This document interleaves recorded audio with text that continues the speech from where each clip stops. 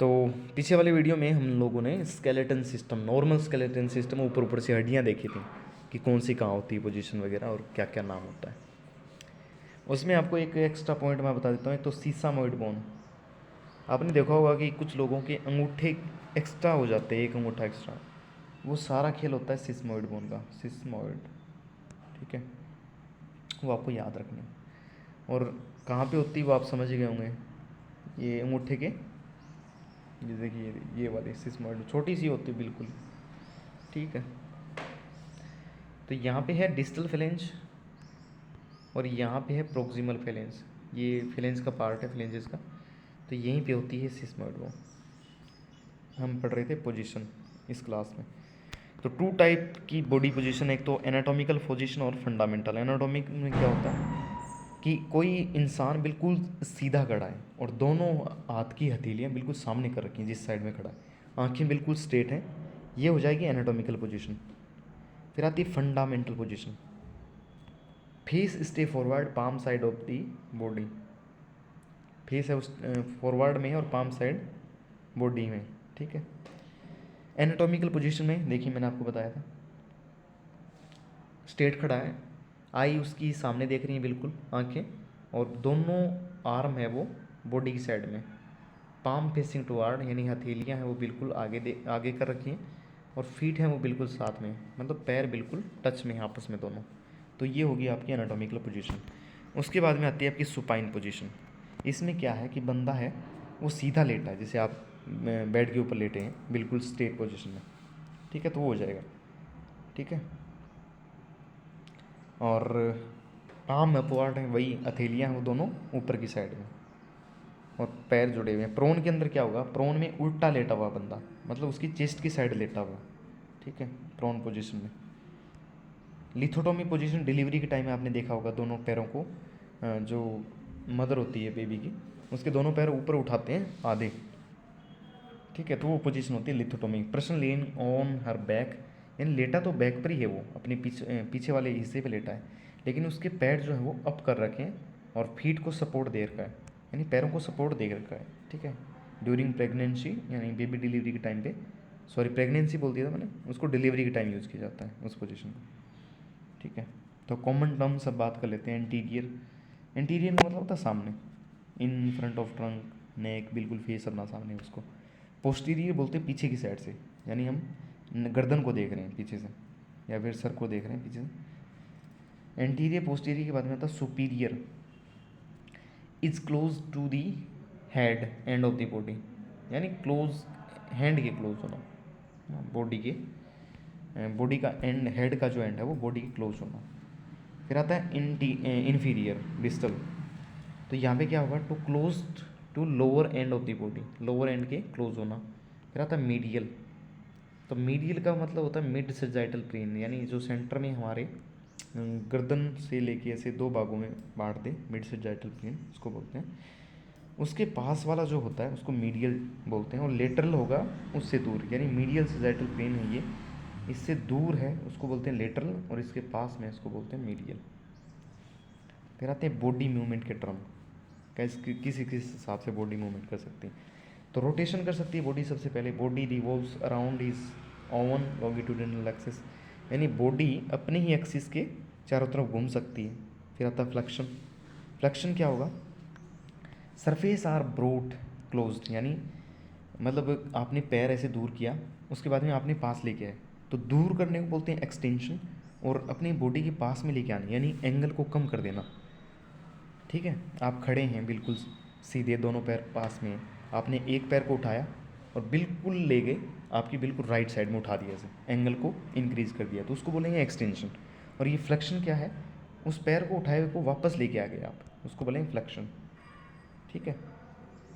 In front to it is, तो extension में आपको बताया था मैंने, ये देखिए brought in back of trunk. फिर आता है अबडक्शन, तो लिम्ब जो है उसको टेकन अवे करना, लिम्ब को बॉडी की तरफ लेके आना, उसको बोलते हैं अबडक्शन। अडक्शन क्या होता है, अडक्शन के अंदर brought close to body, body के क्लोज लेके आते हैं, और अबडक्शन में मैंने रॉन्ग बताया अभी, इसमें क्या करते हैं, अवे ले जाते हैं बॉडी से, और अडक्शन यानी ऐड करना मतलब पास लाना, तो पास लेके आते हैं बॉडी के लिम्ब को। फिर आती है सर्कमडक्शन, किसी मूवमेंट करना सर्कल के अंदर, उसको बोलते हैं circumduction. Medial rotation, medial rotation का मतलब मीडियल रोटेट होना बॉडी पार्ट्स का। फिर आता है lateral rotation, arm rotates laterally. फिर आता है सुपाइनेशन, मैंने बताया था सुपाइन का मतलब आप बिल्कुल सीधे लेटे हैं, ऊपर की तरफ आपका सिर है, आपकी आंखें जो हैं वो ऊपर देख रही हैं बिल्कुल, उसको बोलेंगे सुपाइन पोजीशन। प्रोनेशन आपने देखा होगा, पाँव है वो डाउन साइड है, आपका जो सिर है वो उल्टी साइड में, मतलब आप बैठ के ऐसे लेटे हुए। इसको कैसे समझाऊँ मैं प्रोनेशन को, मतलब आपका जो ये जो थोरेसिक केज है सामने से वो उल्टा है, उल्टे लेटे हुए कहने का मतलब ये। इन्वर्जन के अंदर medially raised from plane, inversion के अंदर लेटरली रेज्ड फ्रॉम प्लेन। ठीक है, ये टर्म्स हैं। ओके, अब यहाँ पे हम बोन एंड कार्टिलेज थोड़ा सा देख लेते हैं, उसके बाद में बोन जो है मेन वो आगे एक स्पेशल क्लास होगी, उसके अंदर चर्चा करेंगे उसके बारे में, कितने टाइप के होते हैं ये वो। ठीक है, तो सबसे पहले कार्टिलेज के बारे में बात करेंगे। तो cartilage is a specialised type of dense connective tissue. याद करना है कि डेंस कनेक्टिव टिश्यू होता है और डिजाइन होता है सपोर्ट करने के लिए, वेट को टेंशन के साथ संभालने के लिए, सपोर्ट करने के लिए। ठीक है, तो कार्टिलेज जो है वो specialised type of dense connective tissue है, डिजाइन होती है give support weight and withstand tension. Cartilage is hard but not rigid like bone. Cartilage जो है वो हार्ड तो होती है पर बोन की तरह कठोर नहीं होती, बोन जितनी कठोर होती है। कार्टिलेज हार्ड तो होती है पर बोन जितनी कठोर नहीं होती। फिर बात करते हैं special feature of cartilage, cartilage के क्या क्या फीचर होते हैं उसके बारे में। तो कार्टिलेज को बेंट नहीं किया जा सकता, सबसे पहली बात। कार्टिलेज कन्वर्ट हो सकती है बोन के अंदर, cartilage will be convert into bones, this process is known as ossification. तो कार्टिलेज का बोन में कन्वर्ट हो जाना ओसिफिकेशन कहलाता है ये प्रोसेस। Cartilage is a vascular structure without vessel, यानी वस्कुलर तो है लेकिन उसके अंदर वेसल नहीं है, ब्लड वेसल तो नहीं है उसके अंदर, वेसल है, वेस्कुलर है पर ब्लड वेसल नहीं है। They provide support and protection to the organs, क्या करती हैं, सपोर्ट और सुरक्षा प्रदान करती हैं ऑर्गन को। Cartilage has poor regeneration capacity, cartilage के पास में रीजनरेशन मतलब एक बार टूट जाने के बाद में वो बनने में या तो ज़्यादा टाइम लगेगा या फिर बनेगी नहीं, तो उसके पास में पुअर रीजनरेशन पावर होती है। कार्टिलेज जो है वो पेरिकोन्ड्रियम के द्वारा कवर्ड रहती है। ठीक है, उसके बाद में कार्टिलेज के कंपोनेंट क्या क्या है, कार्टिलेज किस किस चीज़ से बनी होती है, तो उसके अंदर सबसे पहले आते हैं सेल, और सेल कौन सी होती है, कॉन्ड्रोसाइट होती है। फिर आते हैं फाइब्रस, फाइब्रस के अंदर इलास्टिक फाइबर हो सकता है या फिर कोलेजन फाइबर हो सकता है। एक आता है ग्राउंड सब्सटेंस। तो इतने पार्ट होते हैं कार्टिलेज के अंदर। सेल होती है कॉन्ड्रोसाइट, फाइब्रस होते हैं कोलेजन या इलास्टिन, और ग्राउंड सब्सटेंस। कार्टिलेज कितने टाइप के होते हैं, तो कार्टिलेज मेनली 3 टाइप के होती हैं, जिसमें हाईलाइन कार्टिलेज है, इलास्टिक है, फाइब्रो कार्टिलेज है। Based on the type of fibrous, यानी फाइब्रस के आधार पर इसका क्लासिफिकेशन किया गया है। ठीक है, 3 टाइप में बांटा गया। फिर आती है सबसे पहले highline cartilage. Hyaline cartilage fresh condition यानी नई कंडीशन के अंदर एक ग्लास की तरह दिखती है, ऐसा लगता है ग्लास है, पेरिकोन्ड्रियम के द्वारा कवर होती है। हमने देखा था कार्टिलेज है वो नॉर्मली पेरिकोन्ड्रियम के द्वारा ही कवर रहती है। ठीक है, 2 पॉइंट हो गए। They are arranged in group of 2, 4, 6। Cartilage जो है वो 2, 4, 6 के ग्रुप में अरेंज्ड रहती हैं और इस अरेंजमेंट को कहा जाता है cell net condition, cell nest condition. ठीक है, ground substance of hyaline cartilage is made up by carbohydrates and protein. तो ग्राउंड सब्सटेंस जो होता है, जो हमने पढ़ाई थी अभी कंपोनेंट में, कि सेल होती है कॉन्ड्रोसाइट, फिर होते हैं फाइबर्स होते हैं कोलेजन, इलास्टिन, और एक होता है ग्राउंड सब्सटेंस। तो यहाँ पे ग्राउंड सब्सटेंस जो है हाईलाइन कार्टिलेज का, वो कार्बोहाइड्रेट और प्रोटीन से मिलकर बना होता है। ठीक है, एग्जाम्पल के अंदर costal cartilage of ribs, ribs की कोस्टल कार्टिलेज आ गई, कार्टिलेज ऑफ लेरिंग्स आ गई, आर्टिकुलेटिंग सरफेस ऑफ बोन्स आ गई। ये सारे के सारे एग्जाम्पल हैं कार्टिलेज, हाईलाइन कार्टिलेज के। फंक्शन क्या करती है, ये स्मूथ सरफेस प्रदान करती है मूवमेंट के लिए, यानी जॉइंट के अंदर मूवमेंट करवाना है तो उसके लिए स्मूथ सरफेस चाहिए, और वो कौन प्रदान करता है, cartilage, hyaline cartilage. Provide support and flexibility to body, body को फ्लेक्सिबिलिटी और सपोर्ट प्रदान करती है। उसके बाद में आती है इलास्टिक कार्टिलेज। इलास्टिक कार्टिलेज जो है वो इलास्टिक फाइबर से बनी होती है, और कॉन्ड्रोसाइट आपको सेल बताई थी मैंने। पेरिकोन्ड्रियम सेम है, यहाँ भी पेरिकोन्ड्रियम से घिरी रहती है, कवर की रहती है, फ्लेक्सिबल होती है, हाइलाइन कार्टिलेज से। हाइलाइन कार्टिलेज से ज़्यादा फ्लेक्सिबल होती है इलास्टिक कार्टिलेज। कहने का मतलब सीधा दिख रहा है, इलास्टिसिटी ज़्यादा है इसके अंदर। और इसको येलो फाइब्रो कार्टिलेज के नाम से भी जाने जाते हैं। वाइवा के अंदर पूछा जा सकता है कि येलो फाइब्रो कार्टिलेज कौन सी होती है, तो इलास्टिक कार्टिलेज हो सकती है। एग्जाम्पल की बात करें, pinna of the external ear, pinna का एक्सटर्नल ईयर का पिन्ना हो गया। एपिग्लोटिस हो गया।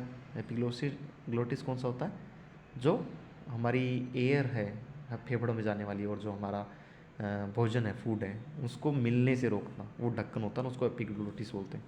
Medial part of the auditory tube, auditory tube का मीडियल पार्ट यानी कान वाला जो बीच वाला भाग है, वो भी इसका एग्जाम्पल होता है। किसका, इलास्टिक कार्टिलेज का। फंक्शन क्या करती है, provide shape and support to the organ with elasticity. तो ये शेप और सपोर्ट प्रदान करती है किसी भी ऑर्गन को इलास्टिसिटी के साथ। लास्ट आता फाइब्रो कार्टिलेज, इसको वाइट फाइब्रो कार्टिलेज भी बोलते हैं।